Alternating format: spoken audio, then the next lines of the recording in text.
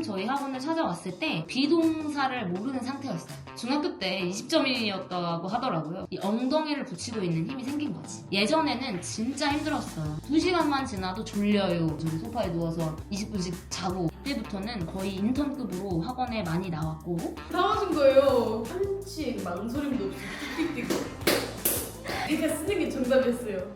안녕하세요, 조제씨입니다. 오늘은 새로운 준비를 한번 해봤는데 케이스 스터디 시간을 마련했습니다. 이 케이스 스터디 같은 경우에는 저희가 직접 지도했던 학생들의 성장 케이스를 통해서 간접적으로나마 도움이 됐으면 하는 마음에서 준비를 해봤고요. 그 학생들에 대한 예시 사례를 하나씩 들려드리고자 합니다. 오늘은 내신에서 큰 성장을 보여줬던 한 학생의 사례를 소개를 하고자 합니다. 저희 학생들의 프라이버시를 위해서 모든 학생들의 이름은 김파인으로 하도록 하겠습니다. 고등학교는 제2고등학교로 한번 해볼게요. 일단 이 제2고등학교의 이 김파인 친구 같은 경우에는 처음 저희 학원을 찾아왔을 때 비동사를 모르는 상태였어요. 그래서 한번 물어봤더니 학원을 다녀본 적이 없대요. 영어 학원을. 공부하는 방법을 알고 있을까? 이런 의구심이 들었던 학생인데요. 그런데 정말 저희가 받았으면 하는 학생? 약간 그런 느낌이었어요. 이 학생을 보니까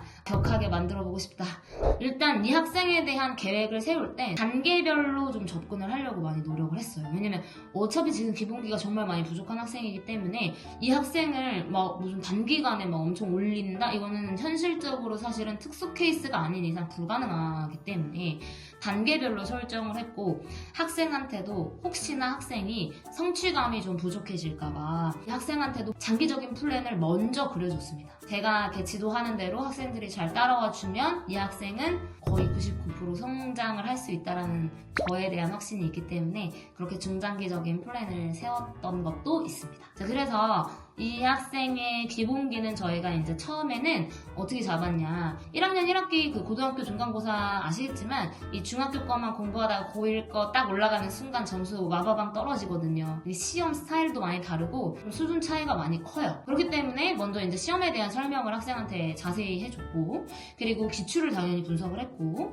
기출을 분석을 하니까 이 제2학교 같은 경우에는 충분히 공부를 하면 한 40점에서 한 50점까지는 가능하다고 생각을 했어요. 시험지를 직접 같이 보면서 객관적인 판단을 통해서 우리가 맞출 수 있는 문항과 맞출 수 없는 문항을 조금 세분화한 거죠. 맞출 수 있는 문항을 위주로 먼저 공부할 수 있게 40점 이상을 달성하기 위해서 조금 더 전략적으로 공부를 했어요. 그래서 어쨌든 그 결과 40점을 달성했습니다. 중학교 때 20점이었다고 하더라고요. 지금 현재 우리가 맞출 수 있는 상태에서는 네가 정말 잘해준 거다, 이런 식으로 인커리지를 해주고 모티베이션도 막 심어주고, 이런 단계가 지나갔어요. 일단 내신 학습에서 사실 중요한 점은 한국어에 대한 해석이 명확하게 머릿속에 들어있는지, 이런 여부예요. 왜냐면 모의고사랑 다르게 내신은 우리가 아는 지문에서 나오는 것이기 때문에 내용 파악을 정확히 했는지 안 했는지, 이런 것들을 통해서 목표를 이제 50점으로 잡고 노력을 열심히 했죠. 50점을 어쨌든 1학기 기말고사에 달성을 했어요.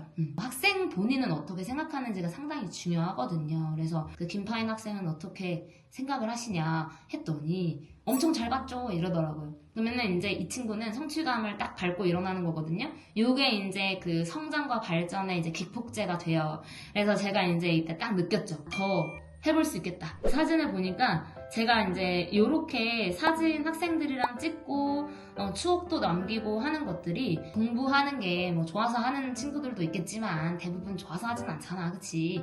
그러니까 이 공간이 좋고 그리고 선생님이 좋고 그런 어떤 호의적인 감정들이 사실은 또 학습의 기폭제가 되기도 하기 때문에 그런 것들을 좀 활용하고자 많이 기록도 남기고 그랬던 것 같아요. 그런 게 또 하나의 그 스파크 세션이 되기도 하거든요, 우리 학생들한테는. 스파크 세션이 뭐냐면 그 학습 동기와 몰입 성장을 점화하는 계기를 저는 개인적으로 이제 스파크 세션이라는 표현을 쓰고 있어요. 그게 개개인마다 굉장히 달라요, 성향에 따라서. 근데 이 친구 같은 경우에는 좀 트렌디한 것도 좀 좋아하는 학생이고 했었기 때문에 제가 이제 사진도 좀 많이 남기고 추억도 남기고 이제 이렇게 하면서 조금 더 학원에 와서 공부를 할 수 있게끔 좀 만들어주고 했던 것 같아요. 여름방학 동안에는 당연히 이제 모의고사 위주의 기본기 공부를 하고 2학기로 갑니다. 저희 학원의 특징 중에 하나가 이제 트레이스핏이라는 코칭 시스템이 있어요. 그래서 트레이스핏은 뭐냐면 학생의 성장을 관찰을 하고 그 흐름에 따라서 조율을 하고 필요할 때마다 코칭이 들어가는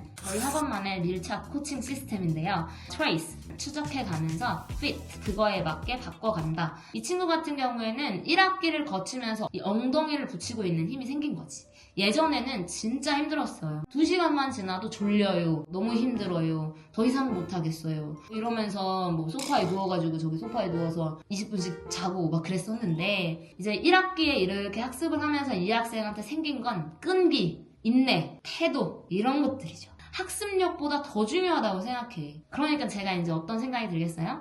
트레이스핏 방향성 바꾼다.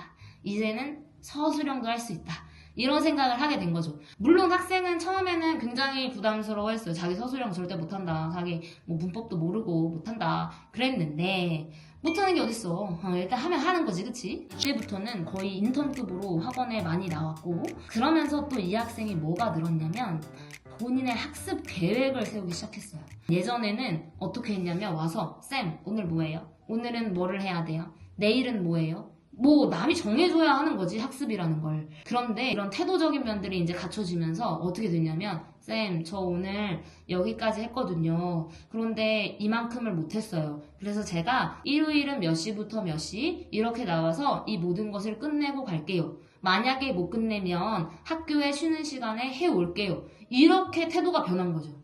눈물 나지 않습니까? 너무 감동적이야. 자기의 어떤 그 학습 라인을 본인이 이제 구축할 수 있게 된 겁니다. 그래서 그 결과 우리가 1학년을 마무리할 때 88점을 찍습니다. 그래서 저한테 카톡으로 온 걸 보면 쌤 서술형 3개 틀렸어요. 33점 만점인데 저 20 몇 점 나왔어요. 점수 유지할 수 있을 것 같아요. 그래도 전에는 서술형을 완전 다 틀렸었는데 좀 많이 맞아서 너무 좋아요. 이렇게 왔더라고요. 대충 걷다가 대면서 이렇게 채점한데 다 맞았어. 이러고 보는 다 맞은 거예요. 너무 당황스러운 거예요. 내가? 말도 안 돼. 막 이러면서 근데 서술형도 쓰긴 써잖아. 네. 아니 저 이거 맞았어요. 이거 엔지오 스포츠가 갑자기 막 기억나는데 그래.